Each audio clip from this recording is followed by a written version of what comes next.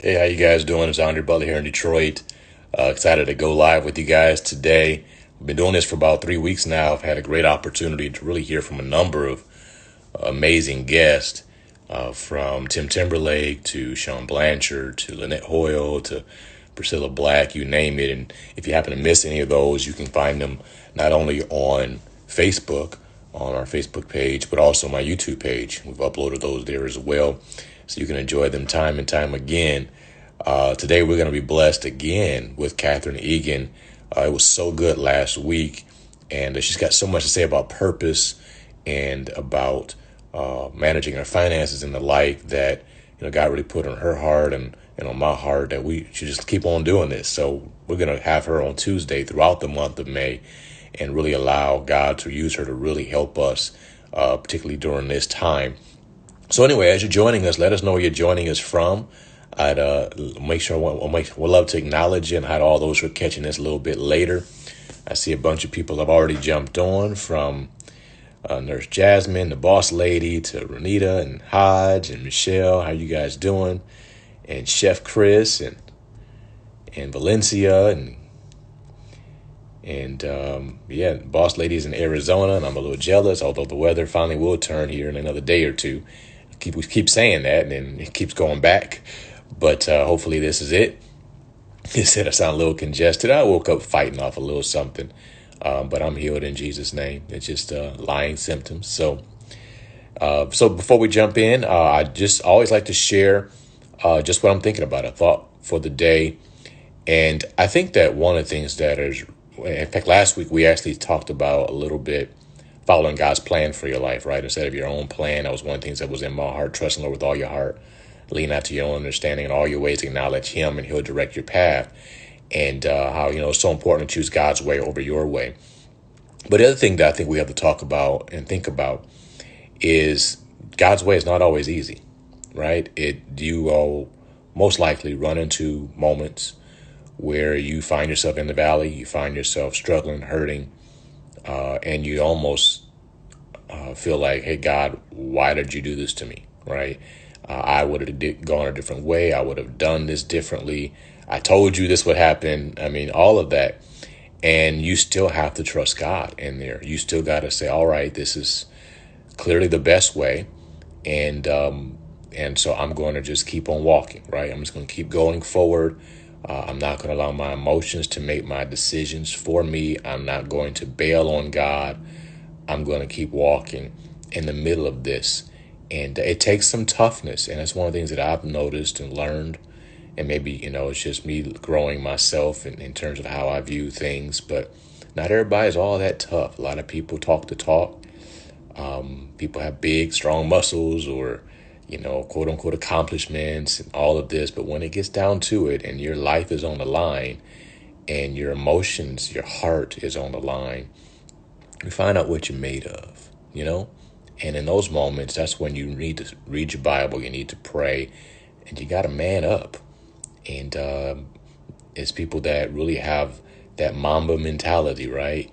That see the results that God wants them to have, that sticks with it, that's strong enough to go through the valley, strong enough to find yourself in Pharaoh's house, in prison, get your heart broken again and again and again, but stay the course, that find themselves in the palace. So I don't know who I'm talking to today. I know that that's a place I found myself in the last couple of years, is that describes my life.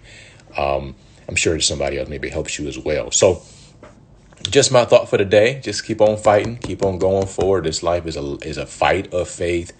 It is not a life that you live on your back with somebody dropping grapes in your mouth. You'll have those moments, but that's not really what it is. So, all right, let's jump right in. We're going to get Catherine Eagan to join us and let her just dump on us what God's put in her heart. So,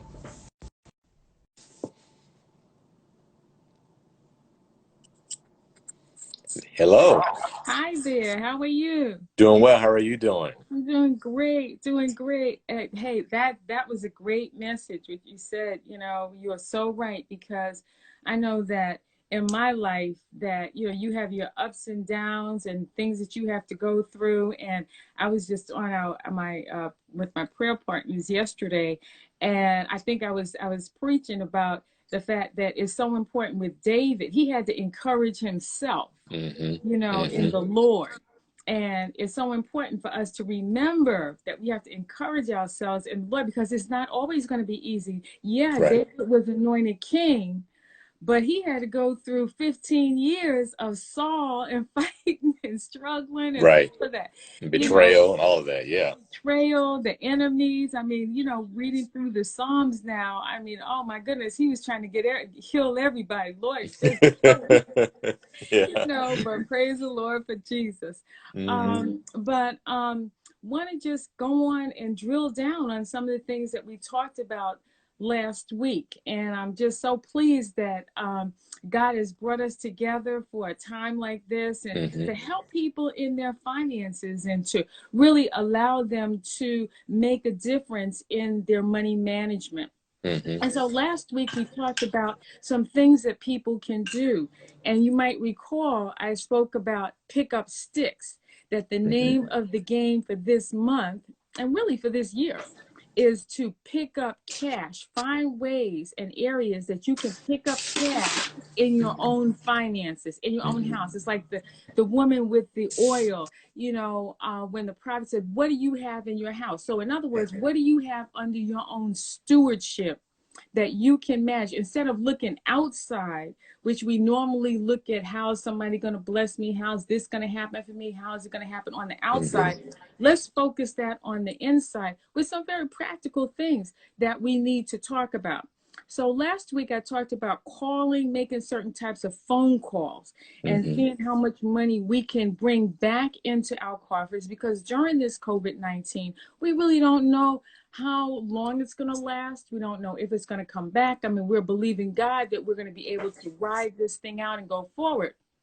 But what it does require is that we use a very strategic level of stewardship with our money. Hmm. And so I want to talk about some of the things I mentioned last week. So we'll start with your credit card. Hmm. So if you have a credit card, you need to call the credit card company. And the credit card companies are, first of all, giving forbearance or relief Hmm. for between 1 to 3 months. And that's huge. So, in other words, you don't have to make a payment. You're not going to be charged a late charge. But and also, the other interesting thing is you're not going to be charged interest. Hmm. You don't have to make a payment. You're not going to be charged a late charge, and you're not going to be charged interest. So, right there, it's in your best interest to see if you are able to have the opportunity to defer any payments, because that Hmm. means that whatever your payments would be, 3 months, you would actually have that cash sitting in the bank. Now, we already talked about the fact that as we collect this cash, we're getting, I'll just say get piggy with it, okay? Because what we want to do is we want to put this money in our piggy bank. We want to save this money. We want to bank this money. So we don't want to go on eBay. We don't want to go on all these different sites that are coming up with these humongous sales and these deals and all this stuff. No, we're putting this money aside for a rainy day. And so you want to call your credit card company and, be strong about it. I know a lot of people, sometimes they don't want to open up their bills. They don't want to deal with it.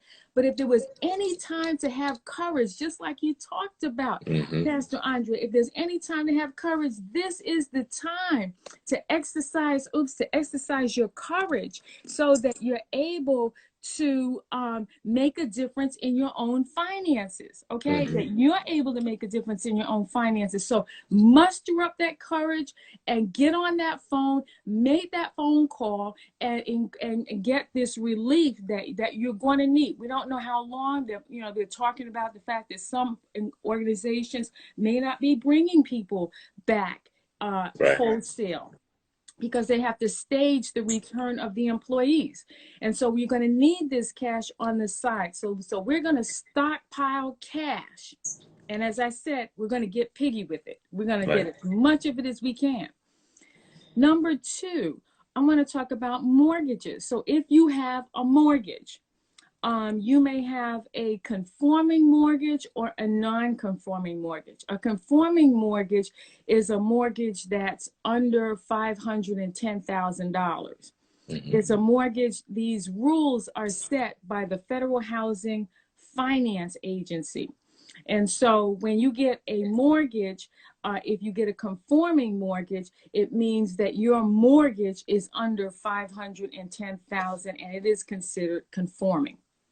Well, with conforming mortgages, what the new ruling that actually just came out last night about conforming mortgages, any loan that is backed by the FHFA, which is the Federal Housing Finance Agency, they are allowing for you to have 3 months of forbearance on those mortgages. Now, what it was originally set up for and designed for was that after the 3 months was over, you would have to make a lump sum payment in the fourth month. So let's just say you had, $1,000 a month. Then on that fourth month, when the payment was due, you would owe $4,000. You would owe all of the money that you didn't pay. Right. The new ruling, the new guidance came out last night, where what they're saying now is that they're giving people more forbearance, more consideration, and they're allowing things like taking the payments to be paid over a period of time of the life of the mortgage, or they're even allowing the 3 months that you did not pay to be what is called negatively amortized, put it on the back of the mortgage. So in other words, you get 3 months of time that you wouldn't have to make a mortgage payment, but that payment would be tacked on to the back of the mortgage, and if the mortgage would in effect be extended for another 3 months past the life of the mortgage. Well, that's huge today. Okay, because today you would now have 3,000 in the example that I gave, 3,000 extra dollars in your piggy bank that you didn't have before. So now you're getting forbearance with your credit card company because you're calling your credit card company and you're asking for that forbearance. You're calling your mortgage company and you're asking them for forbearance. And when you ask for forbearance, one of the key questions that you have to ask is, what are the consequences? Okay, what are the consequences? In other words, you need to know. I'm saying this to you, but you need to know. You need to know that if I do this, is this going to affect my credit score? Right. Okay. You need to ask that question, because if it happens that it would, in this case, it does not affect your credit score. But let's just say, if in the case of forbearance, if you had forbearance and it affected your credit score, you may say, well, you know what? I actually can make that payment. I don't want my credit score affected, so I'm not going to take that as an option for myself. Right. In this case, they're not doing that. And so you have the opportunity to have that forbearance without having the interest, without having the penalties, without it affecting your credit score, and without having to make the payment. I can't even imagine a time in my life where I have seen these benefits that have been accorded to any borrower. And I'm talking as a lender now. So this is rare. This is an extraordinary opportunity that people can take advantage of. So if you fall within that category, you might want to make sure that you are able to take advantage of this. I just want to jump back to the credit card company for a minute, because American Express, if you have an American Express card, that would be a 1 month forbearance. And I think you have to call them every month if there's a change or a determination, a reevaluation of your situation. But so you got your credit card company, you're going to forego your payments because you're going to call the company. They're going to be working with you. You're going to put that money aside. You're going to call your mortgage company. You're going to put that money aside. And so now you're going to be building this stash of cash, we call it, this stash of cash. So now let's talk about your car notes. Okay, your car note, and let me just back up for the mortgages. Whether your mortgage is conforming or non-conforming, you should get some relief. Remember, I said conforming with anything that was $510,400 or less. Anything over that in most cities and in most states, that would be the limit. But you need to go and call your mortgage company, and you need to get that relief. That's no questions asked. You need to try to get as much relief as you possibly can. Now let's go to the car notes. Let's say you have a car note, and you can call. It's an installment loan, and you have the opportunity to forbear with that, and then discuss with them how that forbearance is going to occur. Once again, not making the interest payment, not making the payment, not getting a late charge, and now you're able to put that cash to the side. So you're able to put money to the side. You have to do this. And Pastor Andre, what's so key about it is that you need to get on top of these things immediately. Right. You need to jump on it right away, because there's a window of opportunity for people to take advantage of this. And there are going to be cutoff dates, and there are cutoff dates that this would no longer be available. And so you may think about it, pray about it. Well, we thought about it, we prayed about it, and this is the opportunity. So you need to jump on it, okay?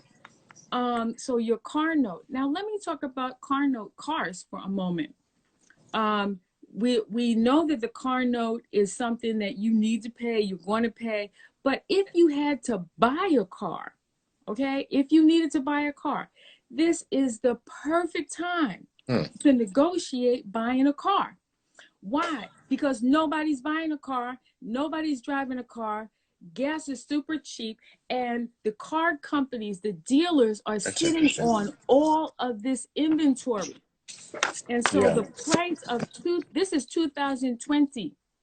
Okay, so right now, 2020 has been on the lot since October or November of 2019. Okay, and I know it's Detroit and all that, and I love you and all of that, but it's no problem with you buying. If you bought a 2019 car, which has been on the lot theoretically for 2 years, they have some deals with cars that are incredible. Okay, this is not the time to buy up unless you have it like that. I'm talking about people that need a car that you are not putting the money aside because you actually need to get a car. And so what I'm suggesting to you is that you need to do some car shopping. Okay, one of the car companies, I think it's called Carvana or something like that, they're offering, you can buy a car and they're giving you 3 months where they're making 3 months of payments, or forgiving the first 3 months of payments to buy this car. Okay, and so there are a lot of deals. You can look at the Jeep, for example. The price of Jeeps now has really gone down for the 2019 model. And so I'm just giving you some ideas out there that, there's certain times and there's certain seasons. And you can miss a season thinking about it, not paying attention, not being tapped into it, and you miss it, and then you look back and say, wow, I should have done that. Well, this is your wake-up call. This is saying if you need a car and you really need a car, then this is a good time to evaluate that and to do some research on that. The next thing I want to talk about, and somebody asked about student loans.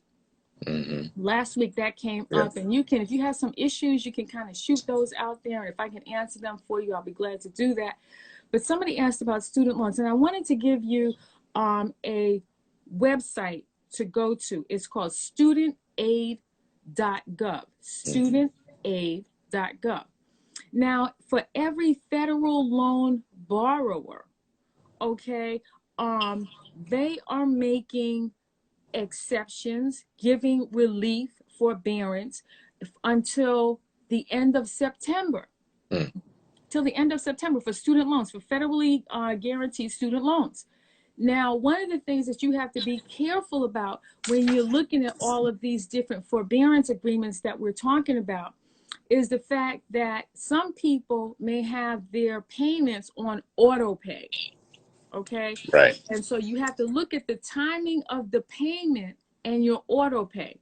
So let's just say today is the 12th and you call and they say, no problem. We'll, because they make the decision right away, right there on the spot. So you make that, they make that decision, but your auto pay is coming out on the 13th or 14th. It's likely that your auto pay will probably come out because the timing in between that payment and the agreement is a short window.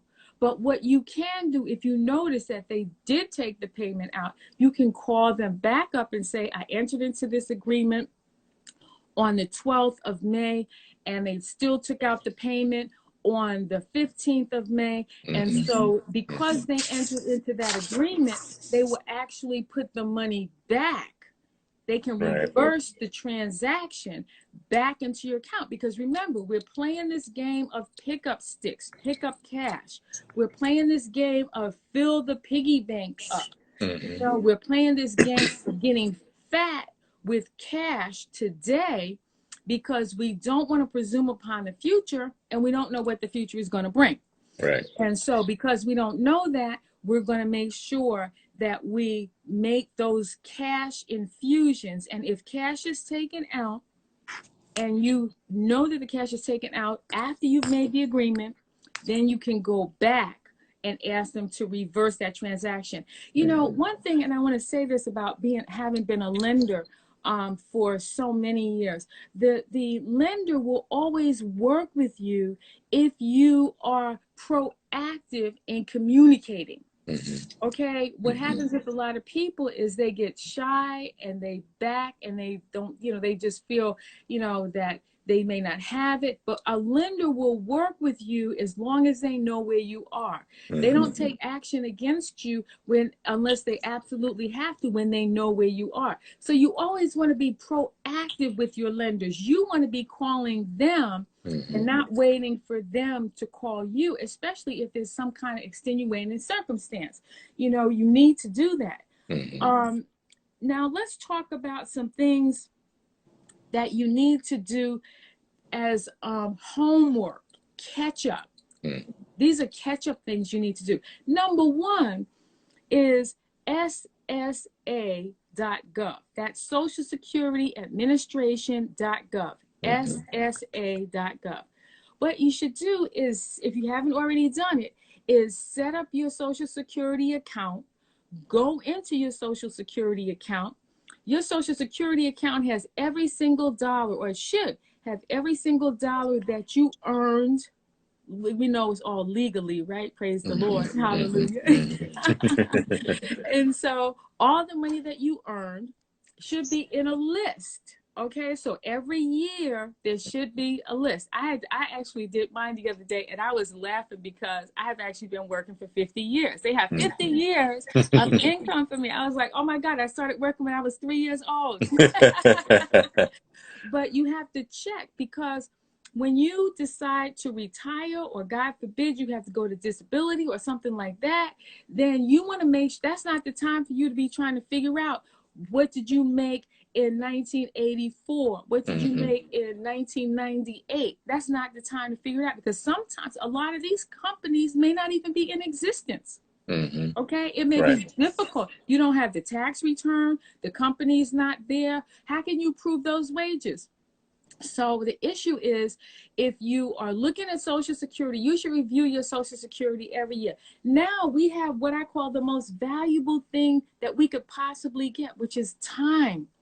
So we have time to go and look at our Social Security reports. If it is inaccurate, you need to go back and prove, because remember, when you do quote unquote retire, because remember we said we're not going to really retire, we're just going to pull back a little bit. But what you want to be able to do is you want to be able to make sure that when you do retire, that those funds that should be there are there. is very important. I can't tell you just how important it is, because as I said, there are a number of organizations that have merged. They've gone out of business. You don't have the tax return. You can't prove the wages. And so you have to do it kind of in real time to keep up with your wages. And that's something that is incumbent upon the person, the employee, because you are not required, the company is required to report, but you still have to make sure that that money is there.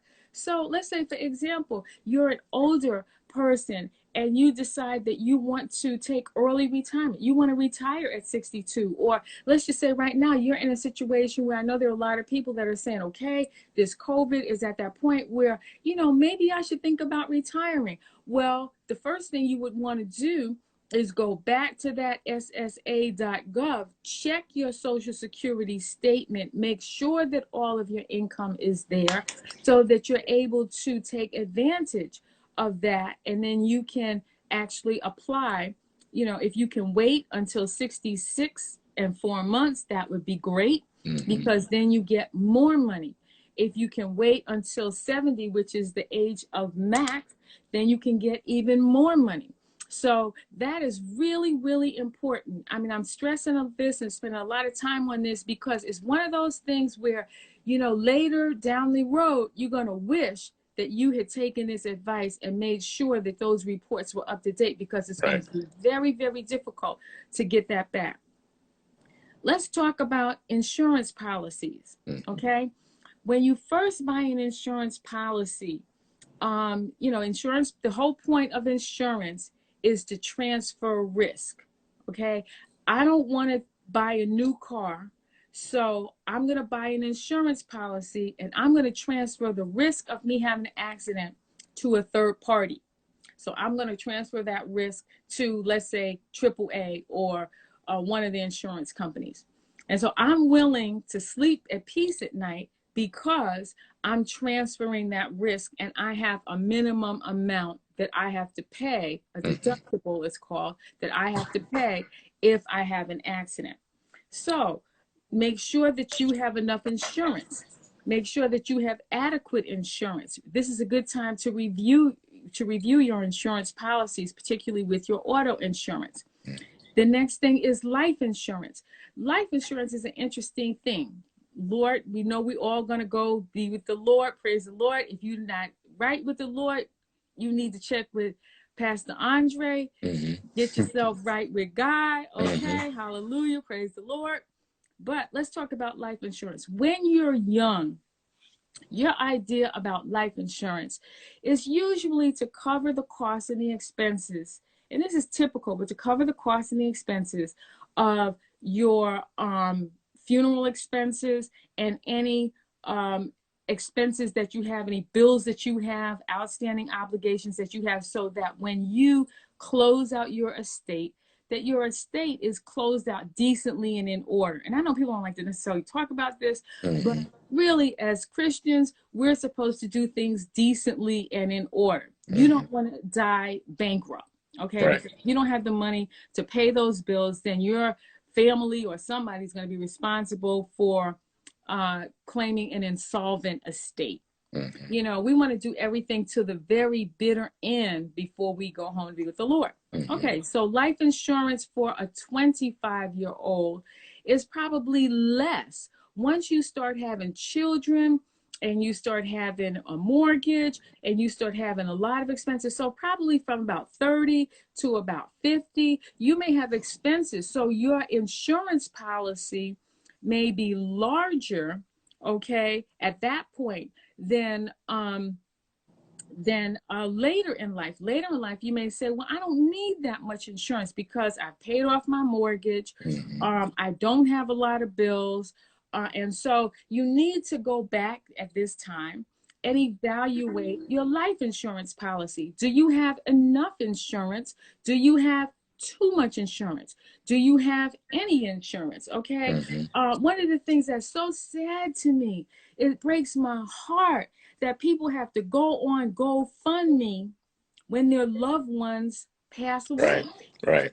That is so heartbreaking to me, and I see it a lot where people, they just don't have it. Mm-hmm. Okay. And you could actually get a very small life insurance policy.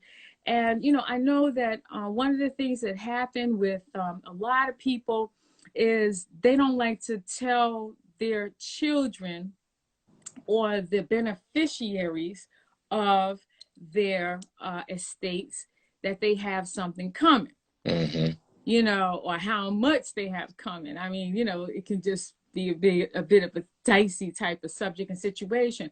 But I really believe in transparency. I believe that Right. people need to know. I believe that you need to have that discussion. I believe that maybe you don't tell them all the details, but they need to know that this is the person who's the executor of their estate. This is the person that you should go to.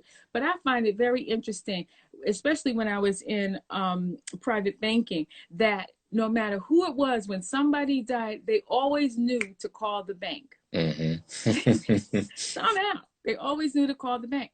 And so my point is, let's look at life insurance really realistically. Okay, we have nothing to fear, because we know that when we pass on, we're going on to life with Jesus Christ. Okay, Mm-hmm. and so we need to deal with some of these issues. So check your life insurance. Check your policy. Is it going to expire? When is it going to expire? Does it need to be renewed? Does it need to be renewed at the same level that it is? It's so important for us to make these decisions and to make an informed decision. And I'm very passionate about this. So if I come off really passionate, I'm very No, it's passionate about good. it, because I just want you to have a great life. I want you to be sleeping at night and not worry. I want you to, when you wake up in the morning, you should say, what is my next challenge? I'm ready. Mm-hmm. Let me out of here. Let me get going. Mm-hmm. As opposed to worrying about things. No. We don't want to be like that. Okay, let's talk about disability insurance. And I want to say this, that a lot of people rely on their jobs. Okay. And so, yeah, she said, we pray not prematurely. Absolutely, we pray not prematurely.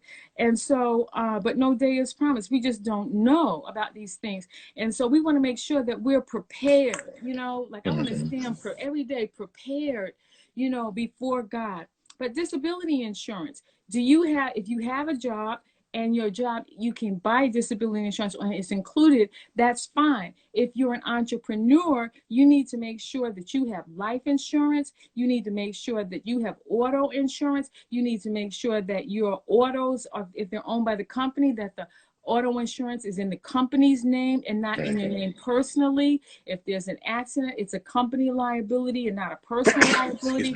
You need to be able to separate between what's the company and what's yours. So you need to make those modifications.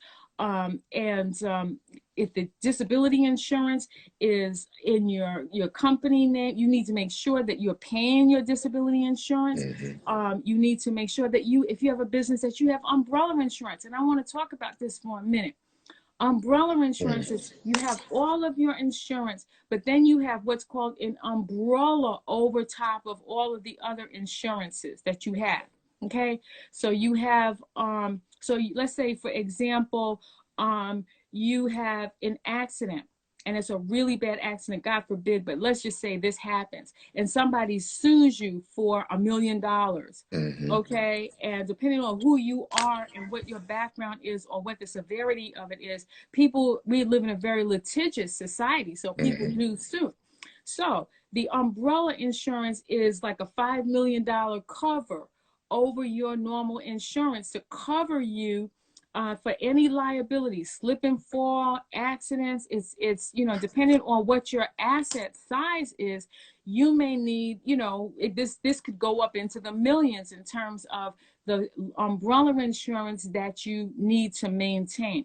But you probably, as you're growing, because see, I'm telling you these things because you're going to be growing financially. Right. You're going to be growing in your assets. We're going to the next level. Remember I said last week, this is a leap year. We're going forward. So Right. even if you don't need it today, you need to write it down because you may need it next year. God may give you a witty invention. He may give you, as you said, as you wrote that book, a God idea. Right. Okay, he may give you something, and it's like bang, it's on, whoo, it runs, and you don't think at that time about umbrella insurance. That's not Right. the first thing on your mind. You know, you're just like, God is good. This is Right. rocking and rolling. You're just running with it, and we need to. You know, the Bible tells us that a wise man hides himself. He sees danger and hides himself. Well, insurance is our ability to Right. see danger and to hide ourselves so that we transfer the risk to a third party so that the assets that we have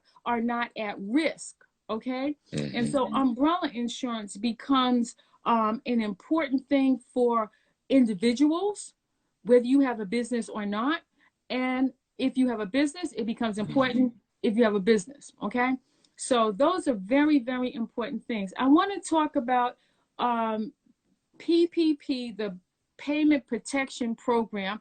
They have come out with, they're right now reviewing another tranche of billions of dollars that is probably going to come out. But I want to just talk about the guidance that's coming out with the SBA.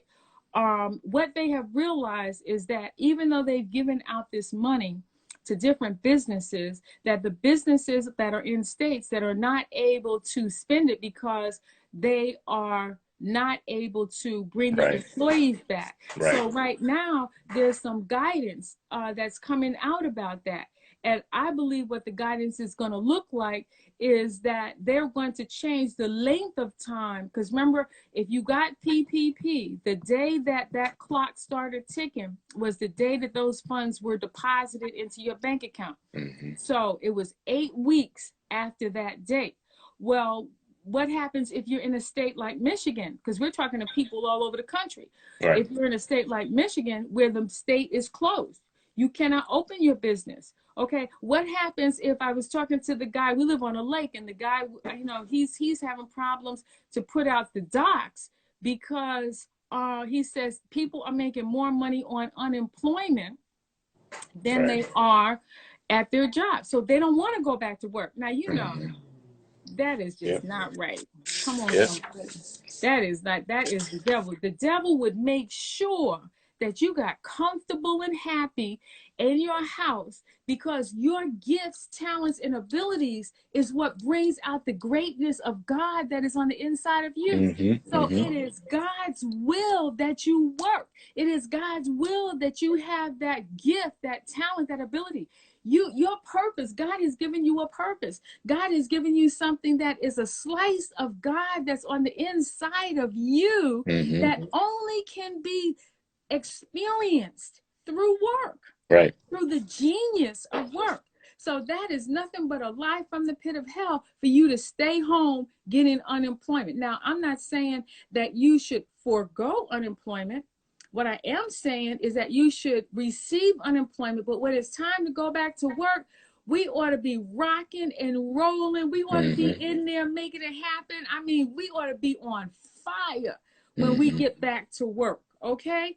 And so we need to make sure that as we look at this PPP, that you look at that as an opportunity to take those funds, use those funds, and be sure. And I will be like Pastor Andre said, we're going to do this for the next two Tuesdays to be sure to be keeping up with the guidance on it, because, and I think the rules will change and it will come sooner than later, because people that have the money, they have the money, but they are sitting on it. And they're sitting on it because the SBA keeps changing the rules. And we all know that there is, it's a felony to misuse money from the federal government. Right. Nobody wants to spend the money without knowing what the guidance is, and nobody wants to change. So I think that there's a lot of discussion right now in Congress that they're talking about making those changes, that they're changing the percentage from 75% that has to go to payroll and 25% to rent and other things that are listed. They're changing that perhaps to 50-50. There's a lot of discussion about that. There's a lot of discussion about the window of time that the loan can be expended.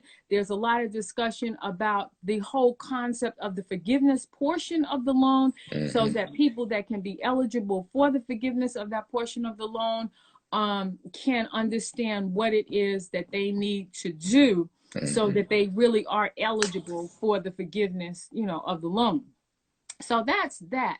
And I will definitely be monitoring that and getting back on any new guidance that comes up on that as we pursue in these next couple of weeks. The last thing I want to talk about is, let's just say you're broke. Everything I said was really good, but that's not you. You need money. Right. You really need money. There are a couple of things that are available. First of all, if you work at a company where you have an IRA, a 401k. If you have a 401k, the rules have changed and there's new guidance from the federal government on your 401k, including the IRA. It's the IRA, the 403b, the 401k, and the 457. So these are different types of pots for money. Okay. Even the money you set aside for your for college. So these are the different pots.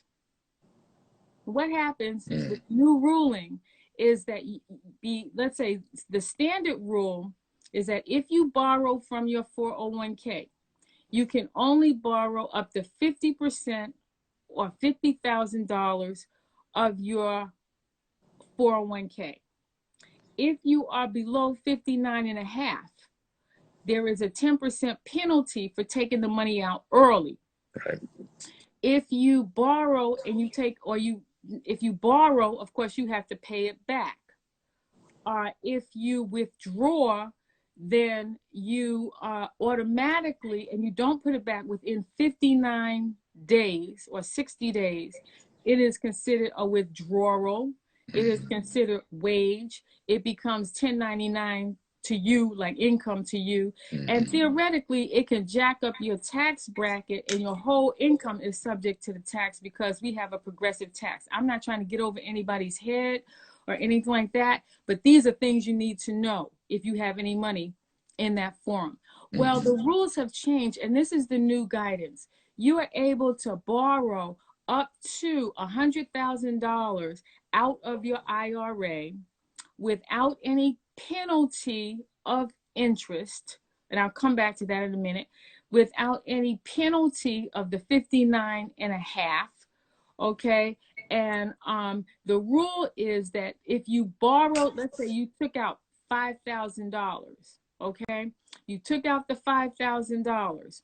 And what the government is saying is you can take out that $5,000 if you put that $5,000 back into your 401k within 3 years. They're giving you, instead of giving you 59 days to put it back, they're giving you 3 years. This is coronavirus rules. Right.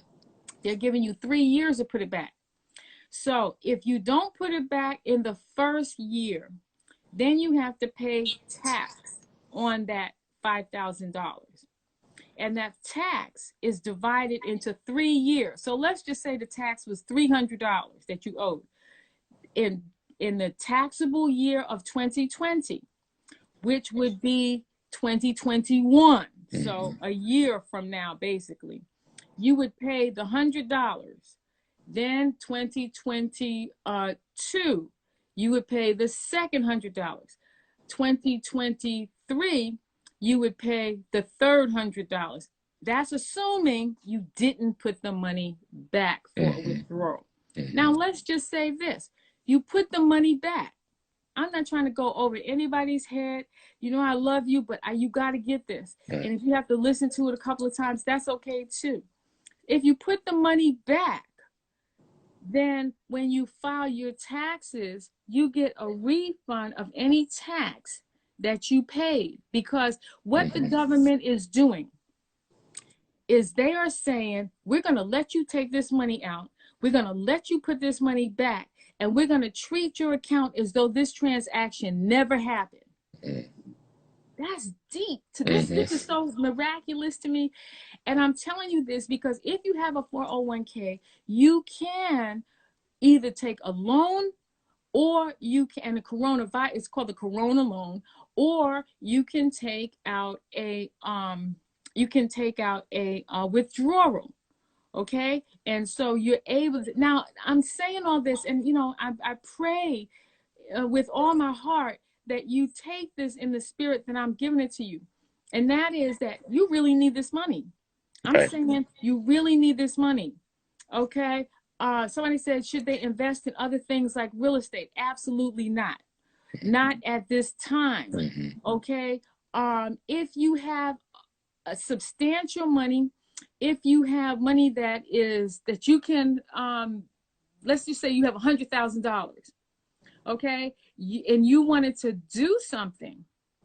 Okay. Then you have between now and September 30 in order to pull this money out. Remember I said that there's these windows that have been created.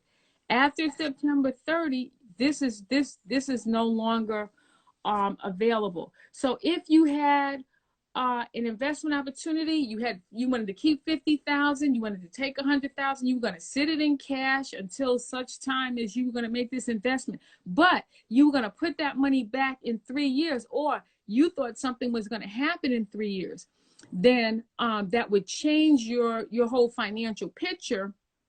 Then you might consider, because you're sitting money on the sidelines and waiting for the opportunity, because it is actually a rare opportunity for you to be able to pull money out of your IRA or your 401k or any of your investment, pension fund dollars without penalty.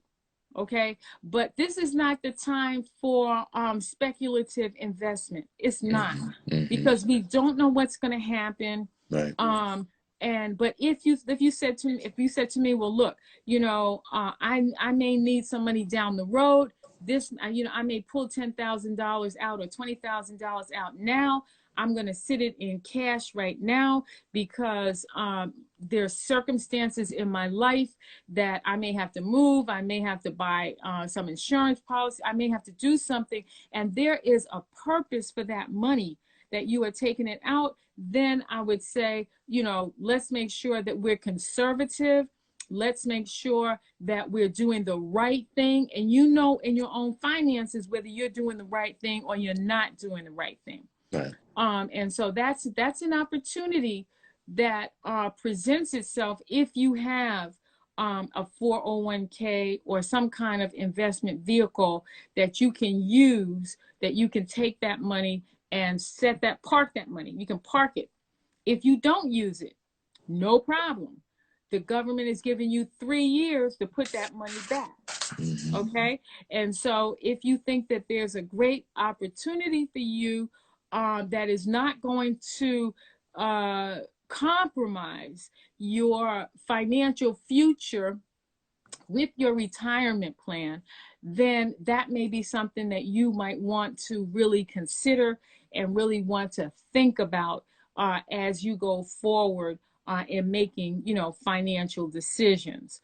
And then I've always said, and those of you that know me know, that you have to have at least 6 months money set aside for emergency money. Right. And I've said this a lot. And, we've talked about this, Pastor Andre, that is very necessary, because look at this. One day we were at full employment. 3%, 3.5% is full employment. Right. The country was fully employed. Statistically, the country was fully employed. And now there's like 30 million people not working. Right. Really. Just like that. Overnight. Yeah. Like that. Okay. And so things can change. But we have to make sure that we're prepared. And we need to make sure that we have the resources available that we can tap into. These are the times to hunker down. These are the times to hunker down and not spend money so that when we are able to, I really believe there's going to be a pent up demand. I really believe that people are going to come out of this. I believe that the Federal Reserve is trying to do everything that they can. I believe that the Congress and the executive branch are trying to do everything that they can.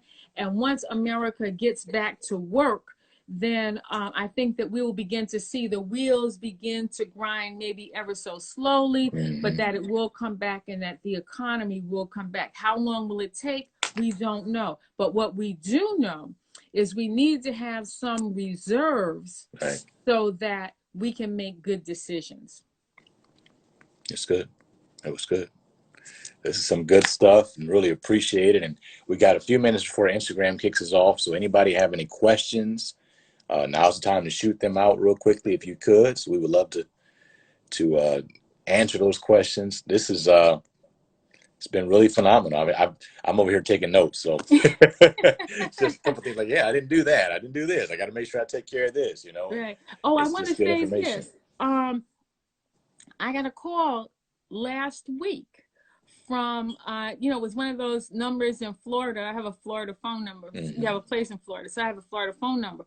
But it was just really interesting because Allstate, which we have insurance with them, called and they said, we want to do a review of all of your insurance. So the agency that you are insured through here in Michigan, they set up appointments. So in other words, they're doing a full wholesale review of all of our insurance policies. This is phenomenal. I was thinking about doing it, but they call me. Which means that you can call your insurance company and say, I want, give me a roster, give me a register of everything that I have insured. If you have valuables that are scheduled, for example, you may say, well, I had that as like jewelry, and for example, I had that gold chain, but I don't have it anymore. Okay, Right. so I don't need to have insurance. I don't need to carry insurance on that. And so you can go back and review your insurance. They said, what is good insurance for, Selectquote.com. Selectquote.com is excellent because they do all of the insurance evaluations and appraisals based on the information that you provide, so that they will compare different insurance companies based on your geographic area, based on your age, based on your medical history. All of that is the best thing that you can do. The best thing that you can ever do, all of you young people, if you just go buy a $50,000 insurance policy that costs you maybe $100 or $200 a year, which is, like maybe $20 a month, it's worth it, because the older you get, or even disability, the older you get, the more expensive the policies become. Okay. And so I bought an insurance policy when I was like in my 20s. And that policy, it was a cash value life insurance policy. I paid the policy off. The policy is just growing in cash. It's just sitting there. It's just parked there. So if a time like this came and I was strapped for cash, that would be one of the things that I might want to borrow against my cash value in that policy. Okay. Now remember, if you borrow against the cash value of the policy, I haven't really looked into the insurance policy issue right now with the coronavirus issue, but you may be able to borrow without consequence and in a cash value life insurance policy. That's if you need cash today. Okay. But right now we're on lockdown. So lockdown means we're locking down our money too. Right. Okay? We're not spending anything. So I would suggest you go to selectquote.com. Right. That's good. That's another good one. Yeah, it's really, really good. And I love you guys, and thanks for all the hearts and everything. I appreciate that. Yep. Showing you some love. Yeah, showing me some love. But these are important things that I hope that we're able to be a blessing to you. Yeah. Okay. Well, thank you so much. Really appreciate it. And thank everybody for jumping on with us, and yes, showing her love. Now you're really showing her love. Thank you. And of course, encourage you guys to do what you heard today. Jump on it. I mean, there are some things that she mentioned that I've done, partly because she told me before, and some things that I haven't. So I've already said, hey, I'm gonna jump on some of those things today. I encourage you, don't look back later and say, you know what, I wish I had done this, that, and the other. This is a time to pick up the cash or pick it up. I think this is part of the wealth transfer that we've been hearing about for so many years. So No jump pressure, right guys. on it. And I'll be back tomorrow with Pastor Aaron Hankins from Louisiana. And then I'll be on Thursday, with Dathan Thigpen. And then Friday, I'll be on just to talk with you guys. So look forward to catching up with you guys then. Thanks again, Catherine. We'll see you next Tuesday. Okay, And will do. God everybody bless. know God has a future for you.